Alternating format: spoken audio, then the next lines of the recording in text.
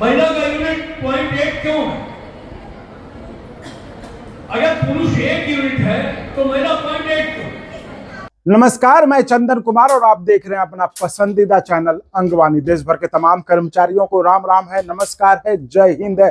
साथियों, इस वीडियो में मैं 8वें वेतन आयोग से जो जेसीएम ने, जो स्टाफ साइड जेसीएम ने मांग की है, उसके बारे में एक ऐसी चीज बताऊंगा जो आज तक के वेतन आयोग में नहीं हुआ। जी हाँ, आज तक के वेतन आयोग में नहीं हुआ और वो इस बार हुआ है। इस पर मैं क्या हुआ है वो तो बताऊंगा ही बताऊंगा, लेकिन उस पर जो काफी मतलब कर्मचारियों में जो खुशी का माहौल देखा जा रहा है, उसको लेकर जो कर्मचारी काफी मतलब प्रतिक्रिया उस पर दे रहे हैं, तो वो भी हम सुनवाएंगे। इसलिए वो जानना जरूरी, क्योंकि जैसा कि मैंने आपको बताया कि ये आज तक नहीं हुआ था वेतन आयोग के इतिहास में, जो इस बार के वेतन आयोग में हुआ है। तो वो सारी चीजें मैं इस वीडियो में बताऊंगा। तो आपसे मैं गुजारिश करूंगा कि आप जो इस वीडियो को पूरा देखें।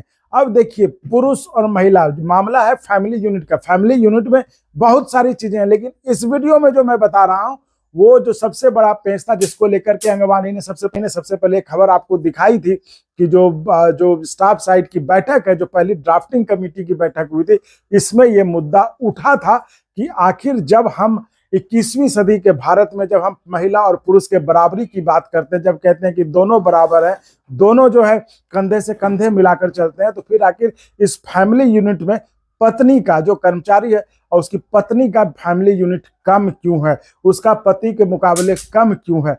क्या उनका कई पुरुष कर्मचारी तो मजे लेते थे, कह भाई खर्चे तो उनके ज्यादा हैं, उनको ज्यादा पैसा खर्च होता है, और फिर भी जो है सरकार ने ये जो है पक्षपातपूर्ण रवैया रखा है कि महिलाओं का जो है, जो पत्नी है, उनका वैल्यू कम रखा। तो ये बड़ा मतलब इस बार ये मामला उठा था, और हमें खुशी है कि अंगवानी जो है इस बात को, मैं कह रहा हूं, हमेशा जहां भी जो भी लोग कर्मचारियों के हित की बात करते हैं, हम तो उसको और बढ़ाते हैं ताकि ये बात जो है आगे और बढ़े और उस पर ये हो।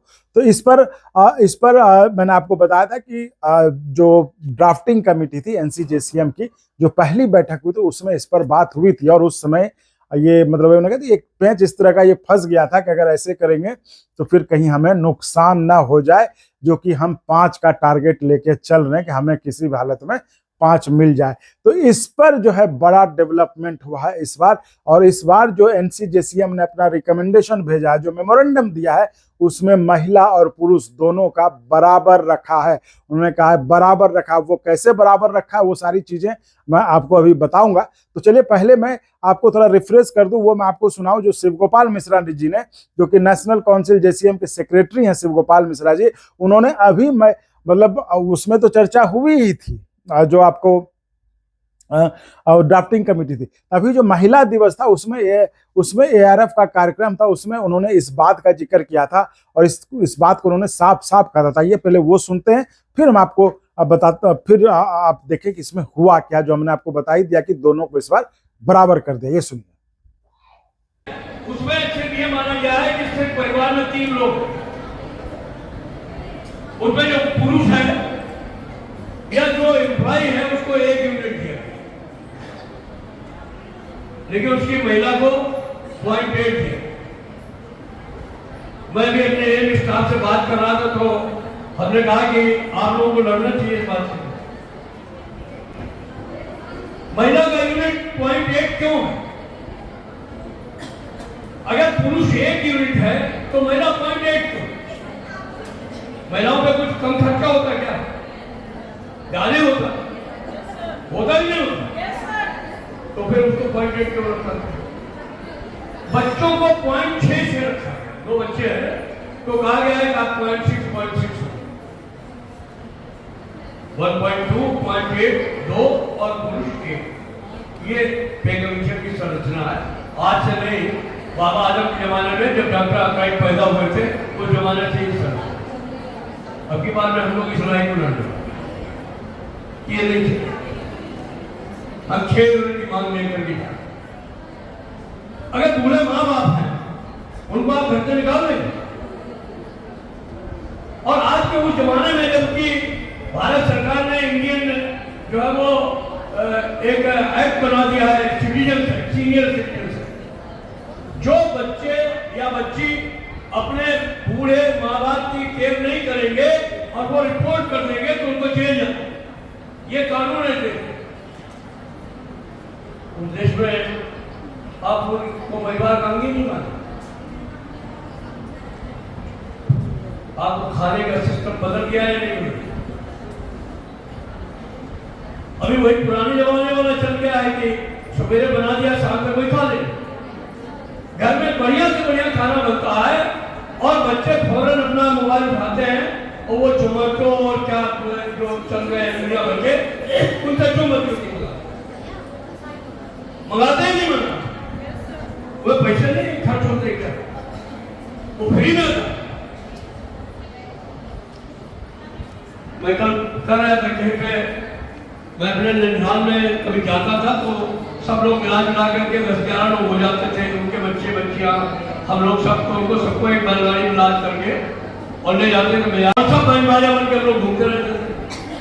आज के जमाने में आप किसी बच्चे को ऐसे कपड़े पहना सकते हैं? उनकी डिमांड ब्रांडेड की होती है नहीं होती? तो ये जो चीजें कैसे चलेंगे? मोबाइल फोन है, इसके अंदर मोबाइल डाटा का इस्तेमाल होगा, फ्री में होता क्या? डाटा गणित पैदा हुए थे जिनके फार्मूले पे चर्चा कर रहे थे कमीशन की, वो आज के जमाने में चलने वाला है क्या? उस जमाने में तो कोई कल्पना नहीं करता होगा मोबाइल को। तो सारी चीजें बदल रही हैं। उस बदलाव के साथ, परिवर्तन के साथ हम लोग पे कमीशन सामने जा रहे हैं। उस समय आपकी समस्याओं पर भी चर्चा होगी, अलग से आपके लिए मेमोरेंडम भी जाएगा। रवीना जी भी कोशिश कर रही हैं, आप लोग भी कोशिश करिए कि जो आपकी आवश्यकताएं हैं उनके लिए इतने अच्छे अच्छे पढ़े लिखे बच्चे आ गई हैं, आप बनाइए अपना मेमोरेंडम। हम लोग खाली उस मेमोरेंडम को मूर्त रूप ही नहीं देंगे, जिस समय उस मेमोरेंडम को देंगे आप में से बहुत सारे लोगों को लेकर के जाएंगे पे कमीशन में कि चलिए और बात। अब की बात पे कमीशन की चेयरमैन महिला, आपका भी पूरा हक, चलिए वहां पर उनको समझाइए। जो लोग कहते हैं महिला ही महिला की सबसे बड़ी दुश्मन होती है, आप ये प्रूव करिए कि नहीं, हम दुश्मन नहीं है, हम दोस्ती कर लेंगे। आज के दिन में मैं आप सबको बहुत बधाई देता हूं और आशा करता हूं कि जो बात मैंने इनिशियली कही कि संगठन को मजबूत करें, एकता को करें, महिला विमर्श और महिला संवाद को रेगुलाइज करने की आवश्यकता, हर शाखाओं पर महिलाओं को एकजुट करने का। तो ये सुना आपने, तो यही बात जो है, जो अब फाइनल रिकमेंडेशन गया है उसमें ये दिया गया है कि इनका जो वैल्यू है वो एक होना चाहिए। जिस तरह से पुरुष की यूनिट वैल्यू जो है एक है, उसी तरह महिला की भी यूनिट वैल्यू एक है। ये रिकमेंडेशन जा चुका है, तो आप समझ लीजिए ये बहुत बड़ा, मतलब आपके एक हिस्टोरिक का आप कहिए ये कदम है। तो इस पर जो है जब ये बात फैली तो इस पर कर्मचारियों ने बड़ी मतलब खुशी जताई कि भाई ये तो बड़ी अच्छी बात है। तो साथियों सुन लिया आपने, तो इस तरह का कुछ माहौल है जो कि NCJCM ने इस बार रिकमेंडेशन अपना भेजा है, अपनी बात आगे बढ़ाई है। महिला पुरुष को जो यूनिट है उसको एक कर दिया है, उसको जो है उसमें महिला उनको कम नहीं रखा है। तो चलिए, मुझे उम्मीद है ये वीडियो आपको पसंद आया होगा। तो साथियों आप चैनल को थोड़ा सपोर्ट करते रहिए, सब्सक्राइब करिए और करवाइए। सब्सक्राइब करना बिल्कुल फ्री है, उसमें एक पैसा आपके पॉकेट से नहीं लगता है। और जैसा कि आपको लगता है कि चैनल को थोड़ा सपोर्ट करना चाहिए, तो आप हमें आर्थिक तौर पर भी मदद कर सकते हैं। सब्सक्राइब के बगल में ज्वाइन का ऑप्शन है, ज्वाइन करके, या फिर डिस्क्रिप्शन में अकाउंट डिटेल्स उसके जरिए, या फिर QR कोड के जरिए, क्योंकि आप जानते हैं चैनल को चलाने में संसाधन की जरूरत पड़ती है। आपके पास सब कुछ है, 8वां वेतन आयोग, ओल्ड पेंशन, सब कुछ है, हमारे पास सिर्फ यही है।